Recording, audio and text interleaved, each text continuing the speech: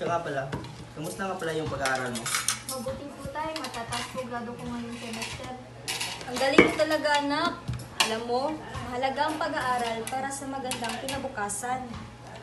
Oo, tama yung nanay mo. Kaya huwag ka muna magmadali sa mga ibang bagay tulad ng pagkipagrelasyon. Opo, salamat po sa payo niyo. Mas pagbubutihan ko pa po ang pag-aaral ko.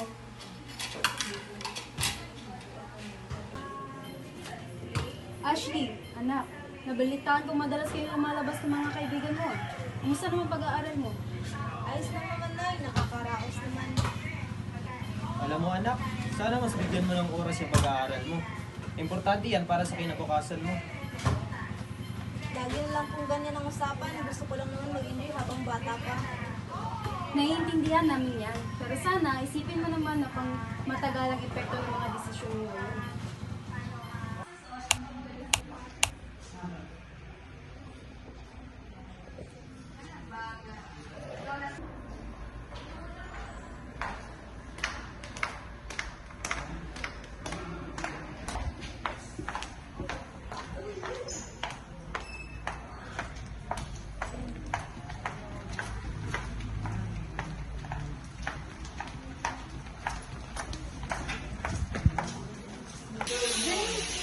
Napasok sa weekend, sama ka naman. Marami akong pakakaroon ng mga business. Salamat tayo, pero kailangan ko talaga mo i-business something.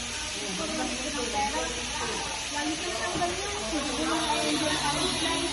Masaya naman ako active, pero kailangan ko talaga mag-ibigay. Hindi ko tayo nila ng mga tatay. Sige, ikaw, para sa akin, masaya na ako.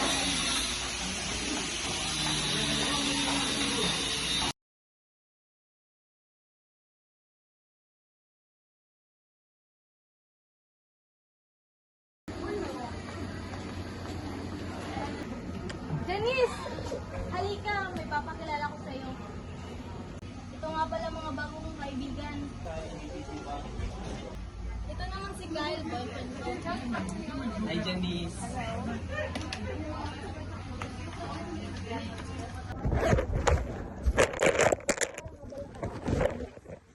Ba't parang abala ka yata, Janice? Kailangan ko kasi mag-review sa exam eh. Gayahin mo kami. Pasensya na talaga, Ashley, pero kailangan ko mag-aral sa paparating na exam. Napaka-boring naman ang kaibigan mo. Parang walang alam kundi mag-aral. Hayaan nila, masipag lang talaga si Janice. Dagan na sila, oy. Ako na yung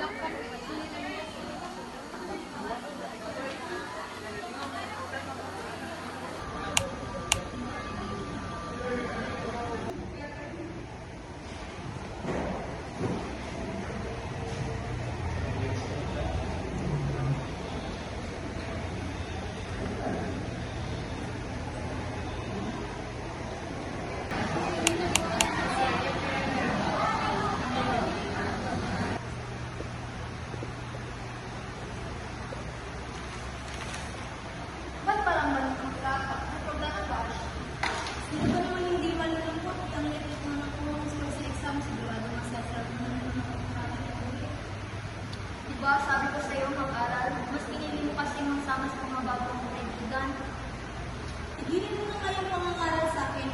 Pwede ba? Lumayo ka muna. Gusto kong pag-isa. Nasa sa'yo yan, Ashley, kung hayal mo lang mga ganyan ka palagi. Ano ba? Tumahimik ka nga. Buhay mo naman to ah. Pagbahala.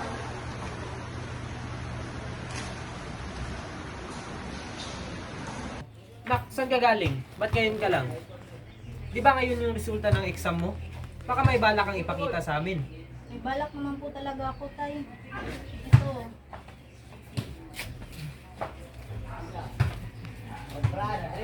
Nak, ano ba to? Imbis na pag-aaral ang inaatupag mo, puro ka siguro lakwatsa, no? Ano yan? Patingin nga. Ashley, anak, ano to? Ano ba ginagawa mo? Baka nakakalimutan mo. Hindi ka na bata, college ka na. Iniisip mo ba ang kapakanan mo, anak? Iwala ko sa mga sermon nyo. Pwede ba pabayaan nyo na lang ako?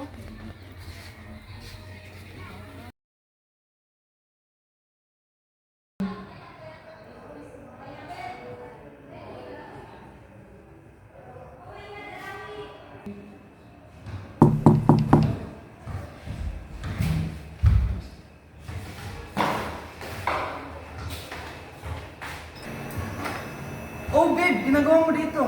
Ayoko na sa bahay, nakakarinig na marinig mga sermon ng mga magulang ko. Halika muna, pasok ka muna.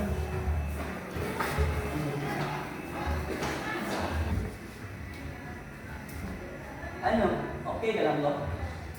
Okay lang, bakit na sa bahay? Buti nandito ka, namiss rin kita. Ano, dati gawin? Teka lang, may tao na dito. Walang tao dyan. Ang bahala sa'yo.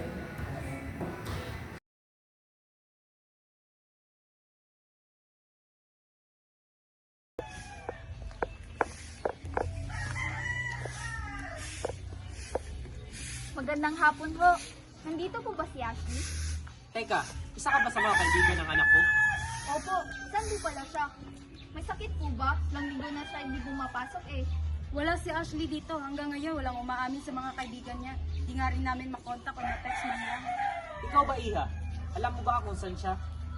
Hindi po eh. Pero sa pagkaalam ko, kasama niya boyfriend niya ngayon.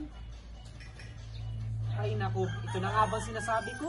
Yan talagang anak mo. Masyadong sakit sa ulo. Sige po, mauna na po ako. Sige, balitaan mo na lang kami, Iha. Pag nalaman mo kung saan siya. Opo.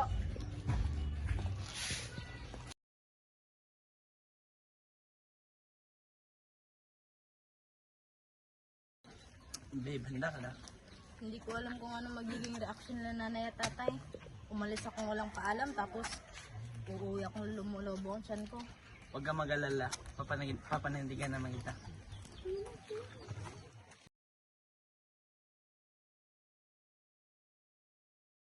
Anak, kamusta? Ba't di ka sumasagot sa tawag at text namin ng tatay mo? Ano, Ashley? Buntis ka? Kasi tay, Nak ng putya naman, Ashley.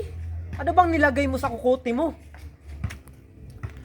Tita, tito, mahal ko po anak nyo. Handa ko po siyang panagutan. Nagsasabi mong si Raulo ka. Nag-aaral pa nga kayo? Magtatrabaho po ako. Hihinto po ako na pag-aaral. Trabaho? Akala mo madali lang makahanap ng trabaho?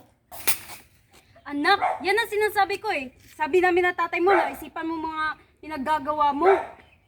Nandito na to, nay, tay. Wala na kami magagawa nito. Di ko na alam kung anong gagawin ko sa yung bata ka. Lumayas nga kayo rito. Magsama kayong dalawa. Wala na akong pakialam kung anong mangyari sa inyong dalawa.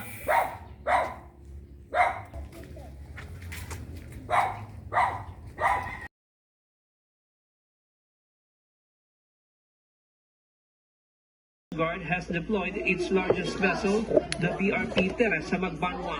According to Powell, this Nay, tay, nakauwi na po ako. Magbihis ka na anak at kakain na tayo maya-maya. Opo, Nay.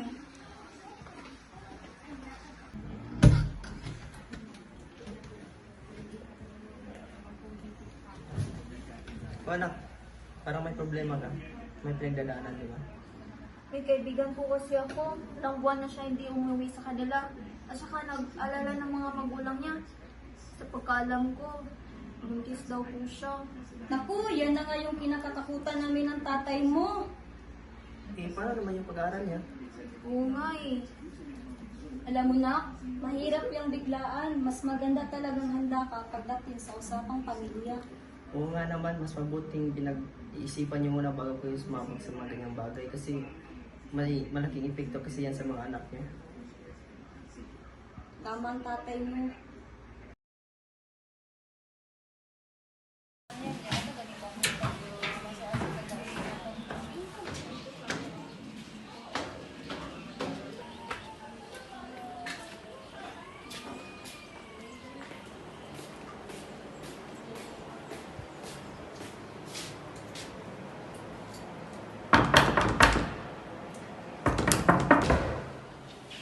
Oy Ashley, ano? Papabuti niyo pa ba ng dekada bago kayo magbabayad? Tsaka tigilan niyo yung paninigarilyo niyo. Maawa kayo sa mga anak niyo. Oo natin, magbabayad naman kami. Hindi pa kasi nakakasahod yung asawa ko eh. Ay, wala nang pag-asa yung asawa mo. Yung dapat na pangrenta at pangkain niyo. Sa bisyo lang napupunta. Ay,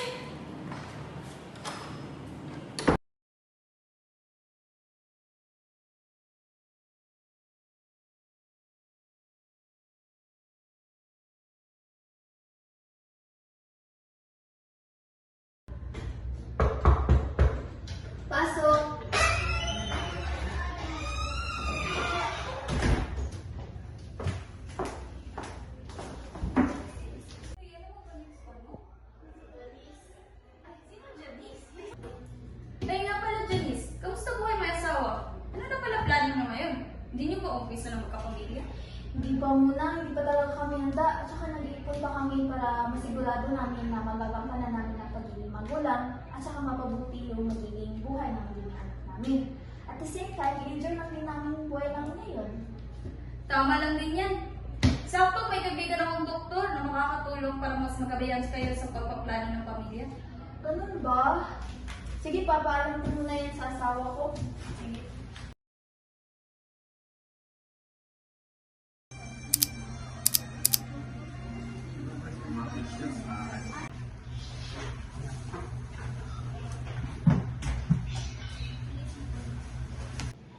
Dok, ano po yung ma-recommend nyo or may mga ways po ba na dapat kong sundan para maiwasan ko po ang pagbibigis? There are actually a lot of ways to prevent pregnancy. Meron tayong hormonal method, may parallel method. Sa hormonal method, like pills, ito yung tinitake natin orally na naglalabas ng hormones to prevent pregnancy. Meron din tayong parallel method, like condoms, na ginagamit natin during sexual intercourse, like this one. So, pala naman daw, pag hindi komportable yung partner ko pag gumagamit kami ng isang, may iba pa bang paraan? Meron din tayong natural method. Ito yung i-track natin yung menstrual cycle ng asawa mo, like calendar method. Ito, de-determine natin kung when siya menstrual, tapos iiwasan natin kapag tagit during those days para maiwasan natin ang possibilities ng asawa mo. Sige, salamat po sa mga advices niyo. Thank you.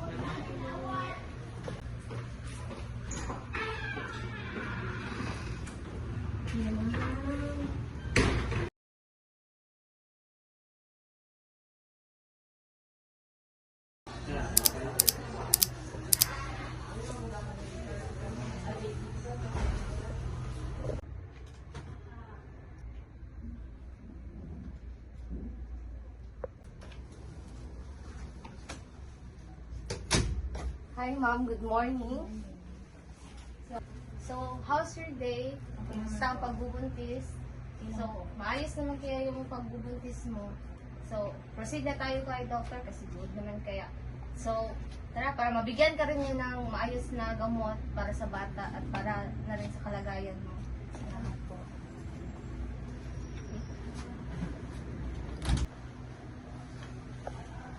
Thank you. Good morning, Ashley. So, Ashley, no? Kinakailangan mo talagang umiyak sa mga bagay-bagay na makapagpigil ng kaka-stress mo. And please don't eat a healthy food for the good nourishment of your baby. And keep a safe and clean environment. We discover kasi na you have a low chance to have a successful labor, no? Dahil sa kakulangan nga ng pag-alaga sa sarili. Na kung saan nadadala rin ng anak mo. Maapektuhan din yung dinadala mo.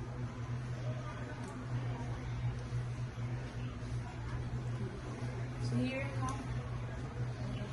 Okay. Thank you.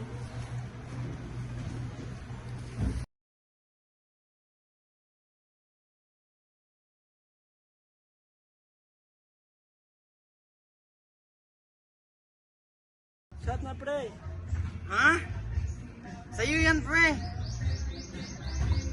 Na, wala na, pre. Bumili ka muna doon, pre. Sige, pre, hintayin mo ako dito.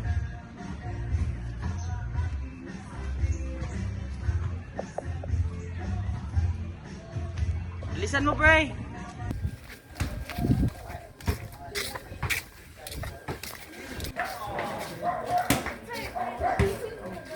Tao po, pwede ba mabibili ng isang beer?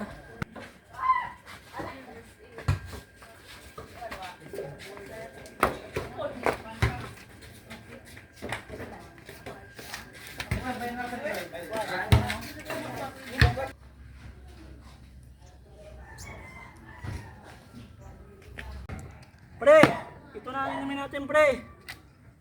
Tagal mo naman. Saan ka bumili niyan? Si Laling Marites, Adrian.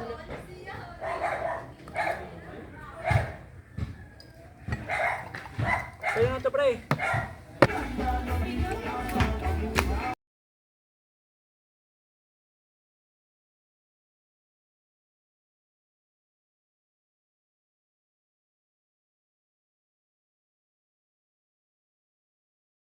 Wala na ba kayong magawang matino sa buhay? Kyle! Pre, una na ako, pre. Hindi na nga sapat yung sinasahod mo. Winawaldas mo pa sa bisyo mo. Akala ko ba pananagutan mo ko? Hoy, Kyle! Unahin mo nga muna pamilya mo. Diyos ko, di ka ba naawa sa mga anak mo? Itong taong to, anak ng anak, di kaya panindigan. Wala ka na talagang ginawang matino. Oo na! Ang ingay nyo! Tara, umuwi na tayo!